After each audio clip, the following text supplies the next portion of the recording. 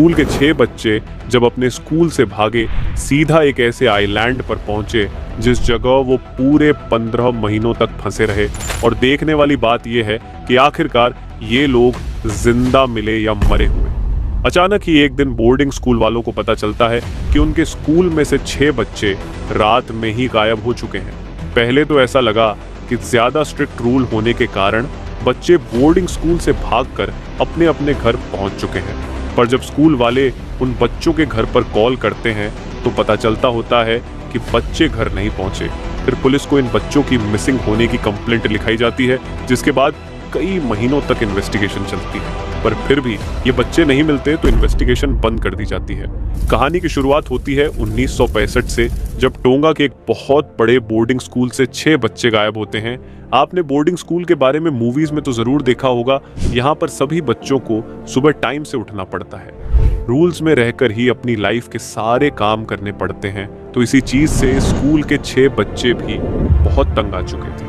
उन 6 बच्चों का नाम था साइन, स्टीफन, कोलो, डेविड, लूक और मैनो। एक बार शाम के वक्त ये सारे दोस्त बैठकर बातें कर रहे थे। तभी साइन ने कहा कि चलो कोई ऐसी चीज करते हैं कि हमारा दिल खुश हो जाए और इस बोर्डिंग स्कूल से भी छुटकारा मिले।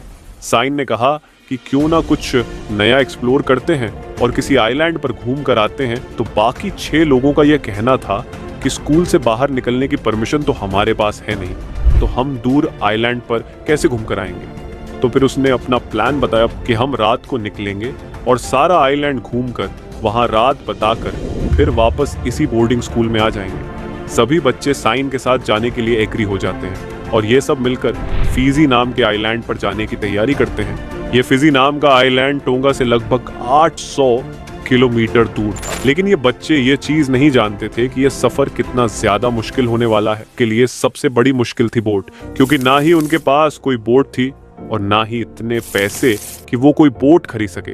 लेकिन उनके बोर्डिंग स्कूल से कुछ ही देरी पर मछुआरे अपनी बोट्स को खड़ा करते थे। फिर ये प्लान बनाते हैं कि क्यों ना ऐसा किया जाए कि मछुआरों की बोट चुरा लेते हैं, रात को घूम कर आएंगे और फिर सुबह आकर उन्हें यह बोट वापस लौटा देंगे।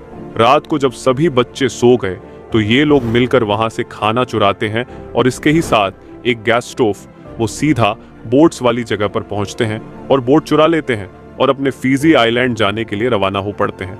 बड़ी प्रॉब्लम ये थी कि ना ही उनके पास कोई मैप था और ना ही कोई कंपास।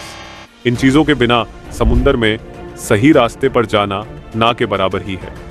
इसी के बाद सभी बच्चों को नींद आने लगी और एक एक करके ये सभी सो गए। आगे बढ़ने से पहले आपकी नॉलेज के लिए बता दूं कि रात के वक्त पर समंदर बिल्कुल भी शांत नहीं होता। बड़ी बड़ी लहरें ऊपर हवा में उड़ती हुई दिखाई देती हैं। बहुत बड़ी बड़ी लहरें आकर उनकी बोट से टकराई तो सभी बच्चों की आंख खुल गई। फिर बच्चे ट्राई करते हैं कि किसी ना किसी तरह वो इस बोट को हैंडल कर सके और सही जगह पहुंचे, लेकिन लहरों की वजह से उन्हें बिल्कुल भी पता नहीं चल रहा था कि उनकी बोट किस साइड जा रही है।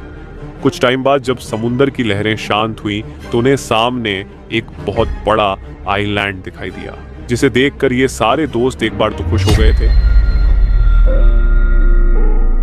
अब वो अपनी बोट को उस आइलैंड पर लेकर जाना चाहते थे, लेकिन उसमें भी दिक्कत ये थी कि रात के वक्त आई बड़ी बड़ी लहरों के कारण उनकी बोट बहुत ज्यादा डैमेज हो चुकी थी। उनका बोट के ऊपर से कंट्रोल बिल्कुल ही खत्म हो चुका था। इस कारण सभी दोस्तों ने अपने हाथ बाहर निकालकर पानी में बोट के बाहर चप्पू की तरह चलाने शुरू कर दिया और उस आइलैंड तक पहुंचने के लिए मशक्कत करने लगे, जिसके कारण वो बोट सीधी उस आइलैंड तक जा पहुंची। लेकिन अभी भी ये सारे लोग उस आइलैंड के नीचे ही थे और सामने चढ़ने के लिए बहुत मुश्किल आ रही थी, क्योंकि सामने बहुत बड़े बड़े पहाड़ थे। जिसके बाद ये सारे लड़के थक जाते हैं और नीचे बनी छोटी छोटी केव्स में रेस्ट करने के अलावा उनके पास और कोई चारा नहीं बचा था। कुछ देर ट्राई करने के बाद ये लड़के उस आइलैंड की दूसरी साइड पर पहुंच जाते हैं और वो जिस आइलैंड पर थे वो फिजी आइलैंड नहीं था, वो अटा आइलैंड था, जो फिजी आइलैंड से लगभग 789 किलोमीटर दूर था। अभी तक सभी लड़कों को सब नॉर्मल ही लग रहा था। उन्हें ऐसा था कि अगर कोई बोट इस आइलैंड के आसपास से गुजरी तो वो उनसे हेल्प मांगेंगे और उनके साथ बैठकर फिर से बोर्डिंग स्कूल वापस पहुंच जाएंगे। लेकिन इन लड़कों की बुरी किस्मत, ये बहुत सुनसान आइलैंड होने के कारण यहाँ से कोई भी बोट का रास्ता नहीं था। बोट का इंतजार करते करते अगली रात हो चुकी थी और लड़के अभी भूख और प्यास से मर रहे थे। देखिए, वैसे तो फूड के बिना इंसान 4 से 5 दिन तक जिंदा रह सकता है, लेकिन पानी के बिना सिर्फ 3 दिन में ही नॉर्मल बॉडी की मौत हो जाती है। लेकिन बड़ी दिक्कत यह थी कि उस सारे आइलैंड पर साफ पीने का पानी कहीं नहीं था और सभी लड़कों की जान प्यास की वजह से निकल रही थी। तभी उनमें से ही एक लड़का उठता है और उसके ही पास एक घोंसला पंछी का था, जिसमें से वह अंडा उठाता है और उसे तोड़कर पी जाता है। अंडों को पीकर उन्होंने अपनी प्यास बुझानी तो शुरू कर दी थी, लेकिन अभी तक उन्हें खाने के लिए कोई भी चीज नहीं मिली थी। इसलिए उन्होंने बर्ड्स को मारकर कच्चा खाना ही शुरू कर दिया और जो गैस्ट्रो वो वहां बोर्डिंग स्कूल से उठाकर लाए थे वो तो उसी रात पानी में बह गया। तो अभी इनके पास कच्चा मांस खाने के अलावा कोई भी और चारा नहीं बचा था। अब आप सोच के देखिए कि उन बच्चों के लिए वो कच्चा मांस खाना कितना मुश्किल बना रहा होगा, क्योंकि कुछ लड़कों को कच्चा मांस खाने की वजह से उल्टियां हो रही थी। पर फिर भी जब बचने का कोई चारा नहीं बचता तो वह कच्चा मांस खाना शुरू कर देते हैं। अब धीरे धीरे उन लोगों को इस आइलैंड पर रहते हुए कुछ दिन बीत चुके थे। वो लोग ऐसे ही पक्षियों को खाकर अंडों को पीकर अपना गुजारा कर रहे थे, इसी उम्मीद में कि किसी ना किसी दिन कोई ना कोई जहाज इस आइलैंड के आसपास से गुजरेगा और फिर से वह अपने घर वापस लौट जाएंगे। लेकिन यह उनका थॉट सिर्फ थॉट बनकर ही रह गया, क्योंकि वहां से अभी तक कोई भी नहीं गुजरा और वो एक तरह से इस आइलैंड पर ट्रैप हो चुके थे।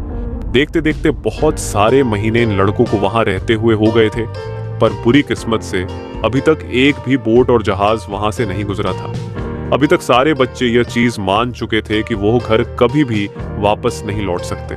अभी उन्हें अपनी आखिरी जिंदगी यहीं बितानी पड़ेगी। और दूसरी साइड टोंगा में उनके पेरेंट्स भी ये चीज मान चुके थे कि हमारे बच्चे कभी भी वापस लौट कर नहीं आ सकते। और दूसरी साइड टोंगा पुलिस ने भी अपनी इन्वेस्टिगेशन बंद कर दी थी और ये सारे लड़के उस आइलैंड पर जिंदा रहने के लिए सरवाइव कर रहे थे। फिर एक दिन स्टीफन और लूक मिलकर पंछी पकड़ रहे थे, तो लूक तो 2 पंखी पा पकड़ लेता है, पर स्टीफन के हाथ अभी तक कुछ भी नहीं लगा था।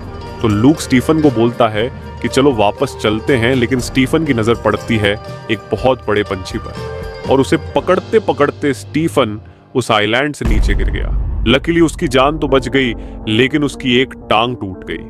बाद में सभी लोग मिलकर स्टीफन को उठाकर ऊपर तो ले आते हैं, लेकिन स्टीफन का इलाज करने के लिए ना ही उनके पास कोई मेडिसिन थी और ना ही कोई ऐसी चीज जिसके साथ वो उसका दर्द कम कर सके। स्टीफन जिसकी गिरने की वजह से टांग टूटी थी और वो तड़प रहा था अपनी दर्द में, और दर्द में ही स्टीफन बहुत दिनों तक चिल्लाता रहा और तड़पता रहा। बाद में उनमें से ही एक लड़का दिमाग लगाता है और लकड़ियों और पत्तों की मदद से उसकी टांग को बांध देता है, जिसके बाद कई दिन बीतते हैं और स्टीफन की टांग ठीक हो जाती है। फिर कई और दिन बीतते हैं और इन बच्चों को आग जलानी आ जाती है, जो उनके लिए बहुत ज्यादा बढ़िया चीज थी। जब कई महीनों से वह कच्चा मांस खा रहे थे, अब से उन्होंने मांस को पकाकर खाना शुरू कर दिया था। आग के साथ उनकी एक और बहुत बड़ी हेल्प हुई। इससे पहले एक बच्चे को पहाड़ी के ऊपर बैठना पड़ता था कि कोई जहाज वहां से गुजर ना जाए, पर अब आग जलती रहती थी, जिसके कारण दूर से भी बड़ी आ रही बोट उन्हें देख सकती थी। ऐसे ही ये सारी चीजें चलती रही। कैसे उनके 15 महीने इस आइलैंड पर बीत गए उन्हें भी खुद पता नहीं चला। इन 15 महीनों में एक भी जहाज वहां से नहीं गुजरा था और इतने टाइम में उन्होंने वहां पर बहुत ज्यादा डेवलपमेंट कर ली थी, जिसमें पत्तों और लकड़ियों के साथ उन्होंने झोपड़ी बना ली थी और पेड़ों की मदद से वो पानी जमा करने में भी एक्सपर्ट हो चुके थे। अभी तक उन्होंने मुर्गियों को भी ढूंढ लिया था और इसी के साथ उन्हें कुछ चाकू भी मिले थे। वैसे तो अब ये पूरा आइलैंड उनके मुताबिक पूरा जीने के लिए बन चुका था, लेकिन फिर भी लड़कों के मन में अभी इच्छा थी अपने घर वापस लौटने की।